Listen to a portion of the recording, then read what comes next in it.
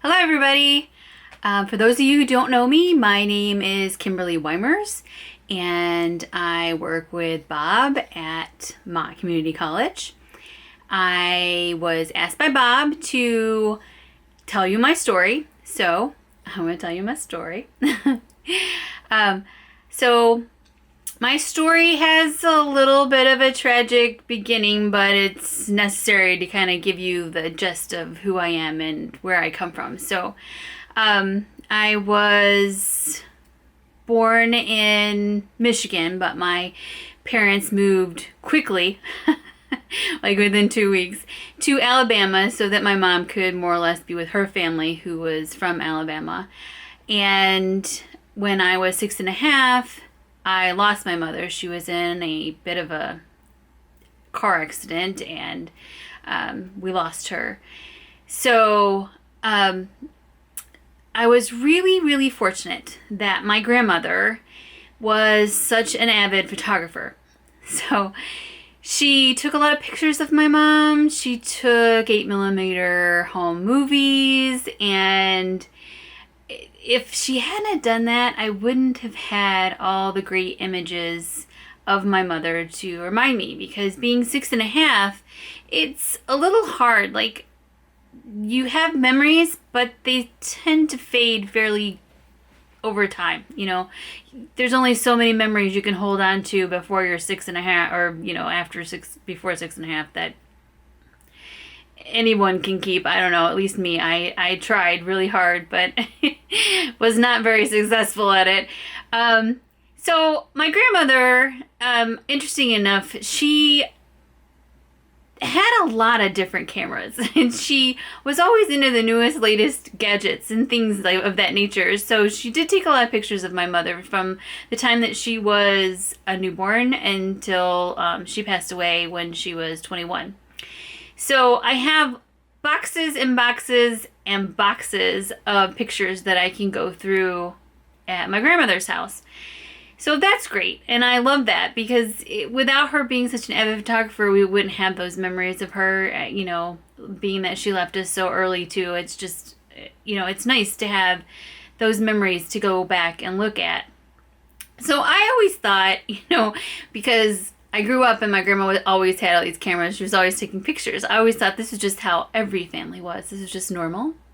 And this was the way the world was. And as I grew up and got older, I realized that wasn't exactly how the world was. Yes, there were people out there who had cameras and were taking a lot of pictures, but the majority of families just didn't have that much. So I was very, very, very lucky to have the grandma that I have. So, I was at my grandma's house one Christmas, and I was looking through these box of pictures, because it's pretty much my pastime when I'm there at Christmas time. And there was this 8x10 perfectly taken studio quality image of my great-grandfather's barbershop.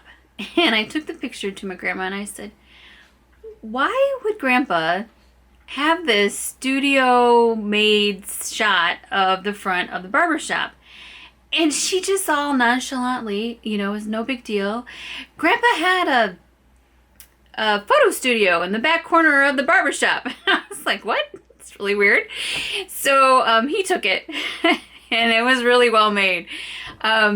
So this has been something that's obviously been in the family for a really long time. That's probably why I got the bug as well. Is just, it's just there. My grandmother's brother also is a professional photographer. So it's one of those things that just runs in the family.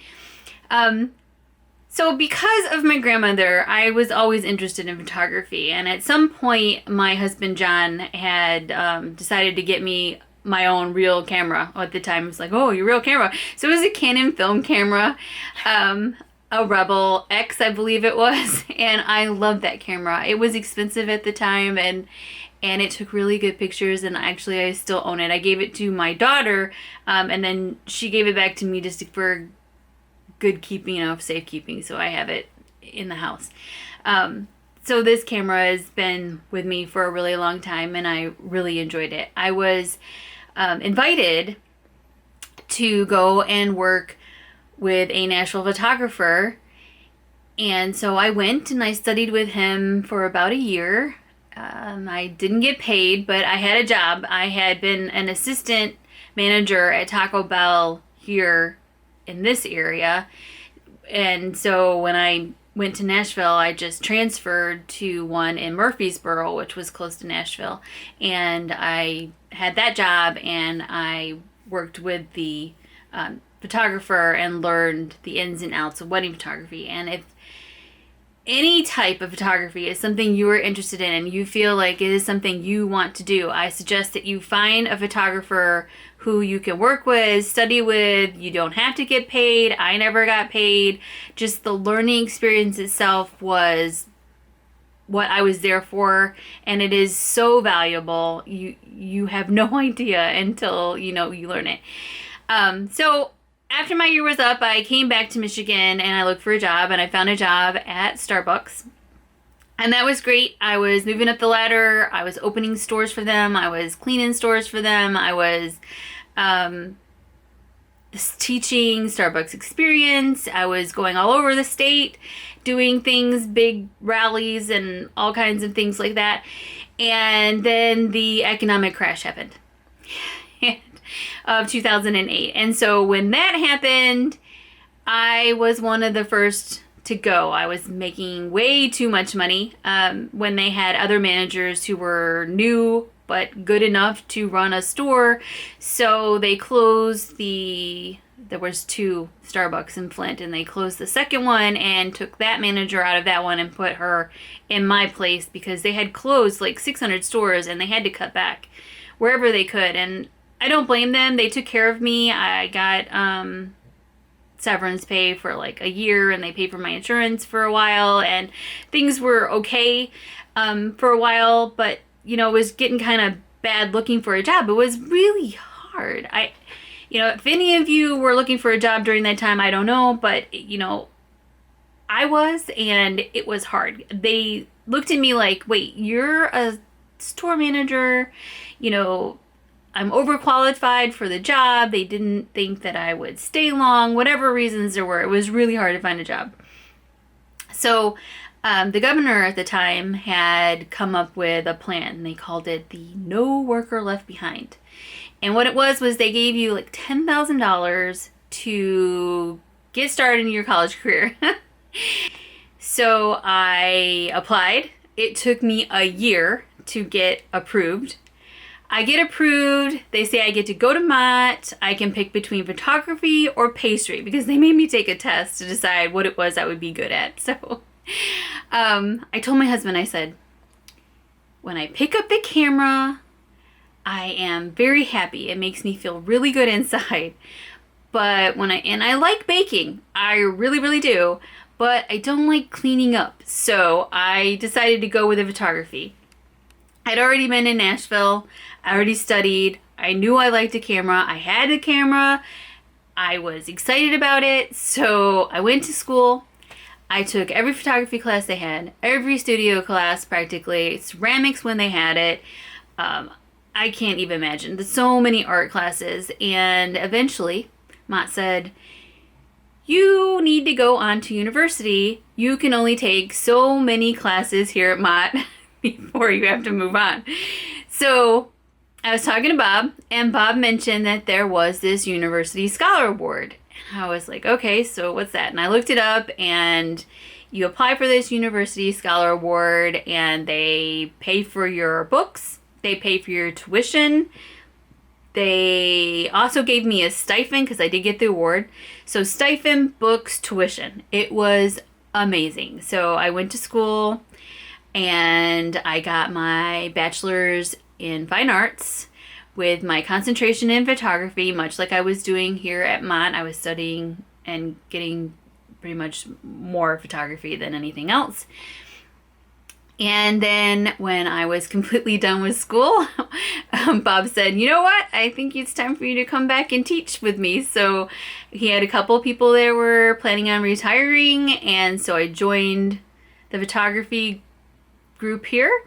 And I have taught Photo 211, which is commercial portrait photography. Photo 212, which is the art of wedding photography. And occasionally I teach Photo 180, which is basic photography. All of you have probably taken that by now. While I was at Mott studying, I got my associates in general studies, my associates in arts, and my associates in social sciences. I did not mean to. It's just sort of like what happened. It might happen to you. You might get more than one associate's degree while you're here by happenstance because they just qualify for it and they give it to you. I graduated with a 4.0. I went to the university. I also graduated with a 4.0. Very proud of that. So I graduated with honors. I was very excited. Super excited to come back to Mott because I gotta tell you, this is where I got my start. And so my heart is at Mott. I love the teachers at the University of Michigan. I love the atmosphere and the classrooms and everything that's about university, but it's just not the same as Mott. Mott is just this little hometown college where everybody knows everybody and everybody's great, and it just makes me happy to be there again. So I'm very excited to have gone from being a student at Mott and graduating with my associates, going on to the university, getting my bachelor's degree, and coming back here to Mott to teach, and it's just been a great pleasure. I very much enjoy it. I also started my own photography business, like I believe it was in 2005, just after I came back from Nashville, and we more or less just do wedding photography as J&K Weimer's Photography, and I very much enjoy that as well. We do weddings, except for this past year, obviously. Hasn't been exactly the same. I did shoot a couple of weddings that didn't get canceled or moved over to this year.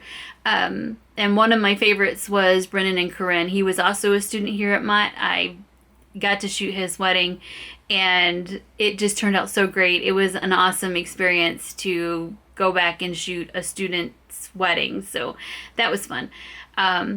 So hopefully I'll see you around campus. And again, my name is Kimberly Weimers, and that's it. That was me, my life story. You can do it too. Thanks. Bye.